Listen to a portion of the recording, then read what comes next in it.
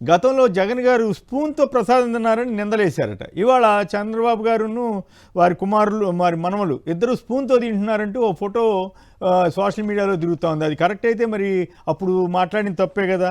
అలాగే ధర్మారెడ్డి గారి కుమారుడు చనిపోతే ఆ కర్మకాండలు అయిన తర్వాత ఆయన దేవాలయానికి వెళితే ఇంకేముంది అపచారం అని అన్నారు. మరి ఇప్పుడు చంద్రబాబు నాయుడు గారి సోదరుడు రామ్మూర్తి నాయుడు గారు ఇద్దరు ఒకే గోత్రికులు కదా, సొంత సోదరుడు కదా, ఆయన చనిపోతే ఎట్లా వచ్చారని నిన్న కరుణాకర్ రెడ్డి గారు కూడా ప్రశ్నిస్తున్నారు. రామకృష్ణ గారు, ఈ దేవాలయాల రాజకీయాలు చంద్రబాబు గారు కానీ పవన్ కళ్యాణ్ గారు కానీ చేస్తున్న తీరు మీద మీరేమంటారు? సార్, ఇప్పుడు నడుస్తున్నది డబుల్ ఇంజన్ సర్కార్ లో సనాతన ధర్మానికి అత్యంత ప్రాధాన్యత ఇస్తున్నామని ప్రచారం చేసుకుంటున్న కేంద్రంలోని భారతీయ జనతా పార్టీ కావచ్చు, లేకపోతే దాన్ని భుజాన మోస్తున్న ఇక్కడ ఆంధ్రప్రదేశ్ రాష్ట్రంలోని ఉప ముఖ్యమంత్రి గారు, ముఖ్యమంత్రి గారు కావచ్చు.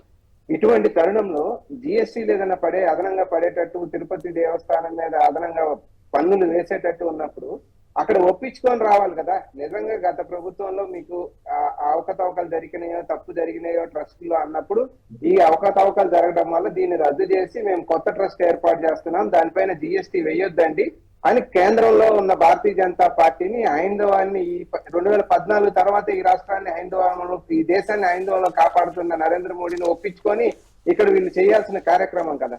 అదేది చేయకుండా ఇవాళ ఉన్నదాన్నే మేము కంటిన్యూ చేస్తూ మళ్ళీ సేమ్ లాంగ్వేజే కదా. గతంలో ప్రభుత్వం ఏదైతే చెప్పిందో ఆ శ్రీవాణి ట్రస్ట్ ద్వారా వచ్చిన డబ్బుల్ని మేము పురాతన ఆలయాలకి, లేకపోతే జీర్ణోద్ధరణ చేయాల్సిన ఆలయాలకి ఫండ్స్ వాడాము, దాన్ని జీర్ణోద్ధరణ తీసుకొచ్చి ఆయా దేవాలయాన్ని అప్పచెప్పామన్నప్పుడు ఇవాళ చంద్రబాబు నాయుడు గారు చెప్తోంది కూడా అదే కదా. మేము దీన్ని నూతనంగా నిర్మించిన ఆలయాలకో లేకపోతే పాత దేవాలయాల పునరుద్ధరణకో మేము వాడతామనే పదం ఆయన కూడా ఇవాళ అదే పదం వాడుతున్న తరుణంలో, గతంలో మీరు చేసిన ప్రచారం మొత్తం కూడా కేవలం మీ యొక్క రాజకీయ లబ్ధి కోసం దేవుణ్ణి వాడుకున్నారు అనేది మనకి ఇక్కడ స్పష్టంగా అర్థమవుతా ఉంది.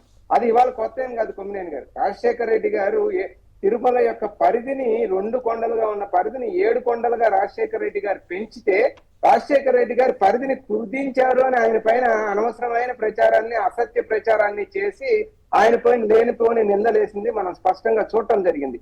సో ఇవాళ ప్రజల యొక్క సెంటిమెంట్స్ ని రెచ్చగొట్టుకుంటా, ప్రజలు ఈ మాటలు చెప్తే ఎక్కువగా భావోక్తానికి లోనయ్యి మన మాట నమ్ముతారు అనే దాంట్లో ప్రజలకి దేవుణ్ణి అడ్డం పెట్టుకొని వారు రాజకీయంగా గెలుపొందేదానికి, వారు రాజకీయంగా అభివృద్ధి చెందడానికి చేస్తున్న కుట్ర స్పష్టంగా ఇక్కడ అర్థమవుతా ఉంది.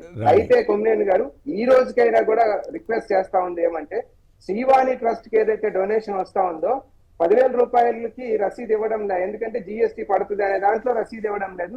గతంలో అది ఎక్స్ప్లెయిన్ చేయడంలో కూడా వైఎస్ఆర్సీపీ ప్రభుత్వం కొంత ఫెయిల్ అయింది అనుకోవచ్చు. ఎందుకంటే మీరు 500 రూపాయల రసీదులు చెక్ చేసుకోండి, అవి చెక్ చేసుకుంటే మీకు 10,000 అమౌంట్ మేము తేల్చి చెప్తామన్నారు. కానీ కేంద్ర ప్రభుత్వం మనకి జిఎస్టీ వేస్తోంది, జిఎస్టీ వేయటం వలన మనం ఇది 10,000 రూపాయలకి రసీదు ఇవ్వలేకపోతున్నాం అనేది స్పష్టంగా చెప్పలేకపోయారు. ఇప్పటికైనా కోరుతా ఉంది ఏంటంటే, ఎంత అమౌంట్ డొనేట్ చేస్తున్నారో అంతకీ రసీదు తెచ్చేటట్టుగా కేంద్ర ప్రభుత్వం దానికి జిఎస్టీ వేయకుండా, హైందవ దేవాలయం కదా, వీరికి ప్రేమ అభిమానాలు ఎక్కువ కదా, కేంద్ర ప్రభుత్వం జిఎస్టీ దీనికి మినహాయింపు ఇచ్చేటట్టుగా ఇవాళ ఈ సనాతని ఉప ముఖ్యమంత్రి గారు, అదే విధంగా కేంద్రంలో అత్యంత పలుకుబడి కలిగిన చంద్రబాబు నాయుడు గారు ఇద్దరు కూడా కృషి చేసి చేయాలనేది కోరుతా ఉన్నాము. కొమ్మినేని గారు, రైట్. గోపి గారు, మీరేమంటారు? ఈ రాజకీయ, ఈ తిరుమలను అడ్డం పెట్టుకుని, దైవాలను అడ్డం పెట్టుకుని, దేవుళ్ళని అడ్డం పెట్టుకుని రాజకీయాలు మానరా చంద్రబాబు గారు, పవన్ కళ్యాణ్ గారు?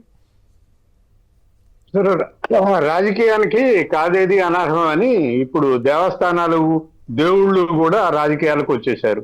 ఇప్పుడు జగన్ గారి పాలనలో ఉన్నప్పుడు రథాలు తగలబెట్టడం, దేవుళ్ళ తలలు పగలగొట్టడం, ఇట్లాంటివన్నీ చేశారు. అవన్నీ ఎవరు చేశారో అప్పట్లో నిరూపణ జరిగింది, అప్పట్లో ప్రజలకు తెలిసింది. సో ఇప్పుడు వచ్చిన తర్వాత కొత్తగా వీళ్ళు తిరుపతి లడ్డు మీద చాలా ఆరోపణలు చేశారు. అవన్నీ కూడా అవాస్తవాలు. సిబిఐ రంగంలోకి దిగి కూడా 3 నెలలు 4 నెలలు అవుతోంది, అయినా ఏం జరగలేదు, ఏం తేలలేదు. ఎందుకు అంటే కల్తీ నెయ్యిని వెనక పంపించేశారు, కల్తీ నెయ్యిని వాడలేదు, ఇది వాస్తవం. అయినప్పటికీ కూడా కల్తీ నెయ్యిని వాడనప్పటికి కూడా లడ్డు అపచారం జరిగింది అంటే ఎట్లా సాధ్యం? భక్తులు ఎట్లా నమ్ముతారు? ప్రజలు నమ్మలేదు. సో ఇట్లాంటి అయినా కానీ ఈ రాజకీయాలు మానరు, ఇది కరెక్ట్ కాదు.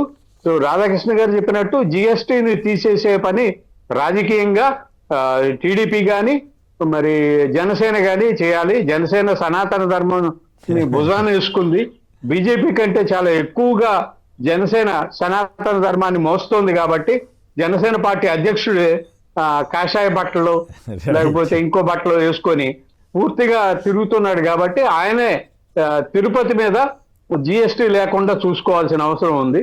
అది అట్లాంటి రాజకీయాలు చేయాలి. ఆ రాజకీయ నిర్ణయం అది.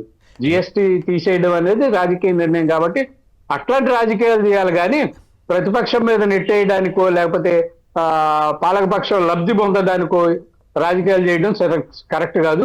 శ్రీవాణి ట్రస్ట్ ద్వారా రాష్ట్రంలో వివిధ ప్రాంతాల్లో ఉండే మూతబడిన ఆలయాలను తెరిపించడం, లేకపోతే దెబ్బతిండే ఆలయాలు, కూలిపోవడానికి సిద్ధంగా ఉన్న ఆలయాలని పునరుద్ధరించడం, ఇట్లాంటి పనులు చేసుకుంటే మంచిదని నా అభిప్రాయం.